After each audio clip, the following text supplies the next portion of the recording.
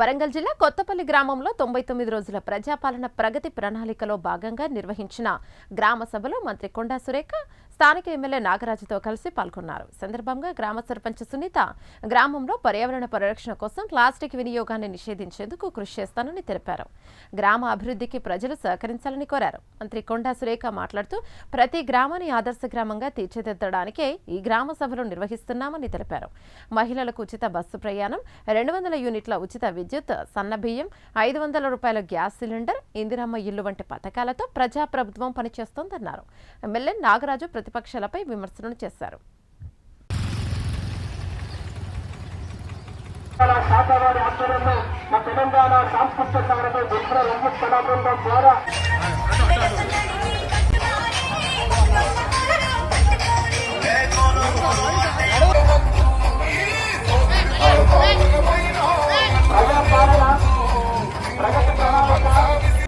Madam Konda Surekha గారిని ఆమె సర్పంచ్ గారిని వేదికపైకి సాధారణంగా ఆహ్వానిస్తున్నాం. అదేవిధంగా రామరెడ్డి గారు వేదికపైకి సాధారణంగా ఆహ్వానిస్తున్నాం. గౌరవ ఆర్టీఓ వరంగల్ గారిని వేదికపైకి సాధారణంగా ఆహ్వానిస్తున్నాం. అదేవిధంగా వంతు కృషి చేస్తానని మీకు హామీ ఇస్తున్నాను. పర్యావరణ పరిరక్షణ మన అందరి బాధ్యత. ప్రతి ఒక్క స్వచ్ఛమైన వాతావరణాన్ని మన పిల్లలకు, భవిష్యత్ తరాలకు అందజేయాలని అందరినీ కోరుతున్నాను. ప్లాస్టిక్ వినియోగాన్ని తగ్గించి పరిశుభ్రమైన ఆదర్శవంతమైన గ్రామాన్ని నిర్మించడం కోసం ప్రతి ఒక్కరూ కృషి చేద్దాం. ప్రతి ఒక్కరికి మెరుగైన వైద్య సదుపాయాలు అందేలా కృషి చేస్తానని వాగ్దానం చేస్తున్నాను. ప్రభుత్వం, ప్రజలు అందరూ కలిసి పనిచేస్తేనే మన గ్రామాన్ని అభివృద్ధి చేసుకోవడానికి అవకాశం ఉంటుంది. కాబట్టి ప్రతి ఒక్కరూ దీనికి సహకరించగలరని అందరినీ వేడుకుంటున్నాను. ఈ సందర్భంగా okay, thank you madam, thank you sir. బడి అనేటివి గ్రామంలో ఉండాలి, ఏమున్నా లేకున్నా కూడా. అదే గుడి లేని ఊర్లో అయ్యగారు నిద్ర చేయడు, బడి లేని ఊరు ఎందుకు పనికిరాదు. కాబట్టి బడి, గుడి అనేటివి కూడా రెండు బాగుండాలి. అవి బాగుండాలంటే ప్రజలందరూ కూడా దానికి సహకరించాల్సిన అవసరం ఉన్నది. మరి గతంలో మహిళలు అనే వాళ్ళు కేవలం వంటింటికి పరిమితం అయ్యేవాళ్ళు. నేను కూడా వంటింటికే పరిమితం అయిందాన్ని. కానీ అనుకోకుండా నేను రాజకీయాల్లోకి వచ్చాను. ఒక్కొక్క మెట్టుగా మరి మా నాయకుడు మురళీధర్ రావు గారు నన్ను ప్రోత్సహిస్తూ, ఎందుకంటే ప్రతి మగాడి వెనకాల ఒక ఆడది ఉంటుంది, ప్రతి ఆడదాని గెలుపు వెనకాల ఒక మగవాడు ఉంటాడు. అది 100%. ఎందుకంటే మరి మగవాళ్ళ వెనకాల ఆడవాళ్ళు ఉన్నా లేకున్నా మగవాళ్ళు ముందుకు పోగలుగుతారు, కానీ ఆడవాళ్ళ వెనకాల మగవాళ్ళు లేని మాత్రం మనం ముందుకు వెళ్ళలేం. మీ అందరికీ కూడా తెలుసు. మనం అత్తగారింటి గడప దాటాలి. ఎప్పుడైతే మహిళా సంఘాలు ఏర్పడ్డాయో వాళ్ళకొక మరి రూల్స్, రెగ్యులేషన్స్ పెట్టుకొని ఒక సంఘంలో ఒక లోన్ తీసుకోవాలంటే మరి ఒక 4 అప్లై చేసుకుంటే అందులో ఏది ఇంపార్టెంట్ అనేది మీకు మీరుగా డిక్లేర్ చేసుకొని వాళ్ళకి ఆ యొక్క లోన్ ఇచ్చి వచ్చే నెల ఇంకొకరికి ఇచ్చి ఆ విధంగా మీరే లోన్లు తీసుకొని మీ కుటుంబానికి, మీ పిల్లల చదువులకు కానీ, ఇంట్లో ఆరోగ్యం బాగోలేకపోతే కానీ ఇటువంటి వాటికి మీరు సహాయ సహకారాలు అందిస్తూ ఈరోజు మీరు కూడా కుటుంబ బాధ్యత వస్తూ ముందుకెళ్తున్న విషయం మనందరికీ తెలుసు. దీంట్లో భాగంగానే ఆ రోజే రాజశేఖర రెడ్డి గారు కూడా ఇందిరమ్మ ఇచ్చిన తర్వాత ఇండ్లు ఎవరు ఇచ్చారు అంటే రాజశేఖర రెడ్డి గారు ఇచ్చారు.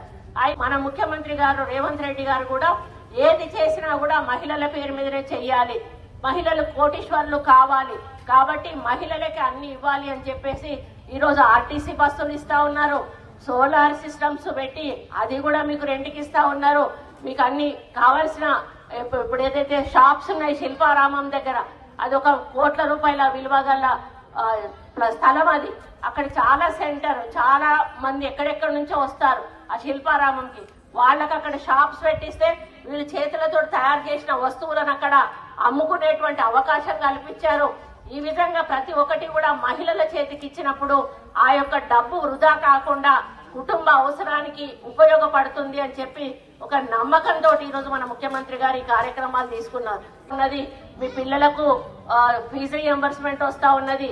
మీకేదైతే రాజీవ్ ఆరోగ్యశ్రీ కింద 10 లక్షల రూపాయలతోటి మరి మీకు ట్రీట్మెంట్ జరుగుతూ ఉన్నది. మరి ఈ విధంగా బస్సులు మీకు ఇవ్వడం జరుగుతుంది. ఉచిత బస్సు మీకు ఇస్తా ఉన్నారు. ఉచిత బస్సు ఇస్తే కూడా ఈరోజు ప్రతిపక్షాలు దాన్ని మెచ్చుకోక దాన్ని కూడా అవహేళన చేసి చాలా దారుణంగా సోషల్ మీడియాలో ట్రోల్ చేస్తా ఉన్నారు. నేను ఒక్కటే అడుగుతా ఉన్నా, ఒకటి పట్టుకొని అదెందుకు ఇస్తలేరు అంటారు. మరి మీరు కూడా చాలా చేసిపోయారు. ఇంటికి ఒక ఉద్యోగం ఇస్తా అన్నారు, 3000 మగపిల్లలకు స్టూడెంట్స్ కి నిరుద్యోగ భృతి ఇస్తా అన్నారు, 3 ఎకరాలు దళితులకు భూమి ఇస్తా అన్నారు. ఇట్లాంటి చాలా మరి మీరు కూడా చేశారు. మరి మీరు ఇచ్చారా? 10 ఏళ్ళు మీరు ఉండి ఇవ్వలేదు కదా. మరి మేము వచ్చి 3 ఏళ్ళు కూడా కాలేదు. ఈ రోజు కాంగ్రెస్ పార్టీని అప్పుల ఊబిలో ఉన్నటువంటి తెలంగాణను ఒక దిశ నిర్దేశం చూపిస్తూ మన ముఖ్యమంత్రి గారు ముందుకు తీసుకెళ్తున్న తరుణంలో వాళ్ళు సహకరించాల్సింది పోయి ఇంకా మనం చేసే పని మీద మన్మరాల్లో మీ పిల్లలు పోయి మంచి రెసిడెన్షియల్ స్కూల్లో ఇంగ్లీష్ మీడియంలో చదివి బాగుపడాలనే ఉద్దేశంతో కట్టిస్తా ఉంటే దాంట్లో కమిషన్లు తీసుకున్నారు, అందుకే కట్టిస్తా ఉన్నారు. అంటే కమిషన్లు తీసుకున్న అలవాటు వాళ్ళకు ఉంది కాబట్టి మేము ఏ పని చేసినా కూడా కమిషన్లు తీసుకున్నారు అనేటువంటి మాట వాళ్ళు మాట్లాడుతూ ఉన్నారు. కాబట్టి దయచేసి నేను మీకు ఒక్కటే చెప్తా ఉన్నా, ప్రతిపక్షాల మాటలు మీరు వినకండి. మీకు జరుగుతున్న అభివృద్ధి గురించి ఆలోచించండి. మీకేమైనా కావాలంటే అడగండి, అవి చేయించుకోండి. కాబట్టి మన కాంగ్రెస్ ప్రభుత్వం ప్రజాప్రభుత్వం, ప్రజాపాలన అందించడానికే ఈ రోజు మేము కార్యక్రమాలు ముందుకు తీసుకెళ్తా ఉన్నాం. కాబట్టి ఏది చేసినా కూడా ప్రజల కోసమే చేస్తాం తప్పితే వేరే దానికోసం కాదు అనేది మీరు మనసులో దృఢంగా ఆలోచించుకొని ప్రతిపక్షాల మాటలు పట్టించుకోకుండా ప్రభుత్వం చేసే కార్యక్రమాలకు మీ చేయూతను, మీ సపోర్టును 100% ఇవ్వాల్సిందిగా కూడా ఈ సందర్భంగా మీ అందరినీ కూడా ఈ వేదిక మీద నుంచి విజ్ఞప్తి చేస్తా ఉన్నాను. మరి అదే పదంగా కూడా అంటే అధికారులను మమ్మల్ని పట్టుకొని మీరు గాడిదల పని చేస్తారా, గాడిదల పనులు తోముతున్నారా అని అవాయిలను చేస్తున్నారు. అదే మీరు మరి చదువుకున్న మూర్ఖులా, చదువులేని మూర్ఖులా నాకు తెలియదు. దీనివల్ల ఏదన్నా కూడా ప్రజల వద్దకే అన్ని శాఖలు వస్తాయి. ఇక్కడికి వచ్చి ఎలాంటి పెండింగ్ ఉన్నా, ఎలాంటి సమస్యలు ఉన్నా కూడా కలెక్టర్ గారు ఇక్కడికి వచ్చి ఈ గ్రామానికి వచ్చి మీ సమస్యలు తెలుసుకొని చేసే కార్యక్రమమే గ్రామ సభ. గ్రామంలో విషయం పర్సనల్ విషయాలు ఉంటాయి, గ్రామానికి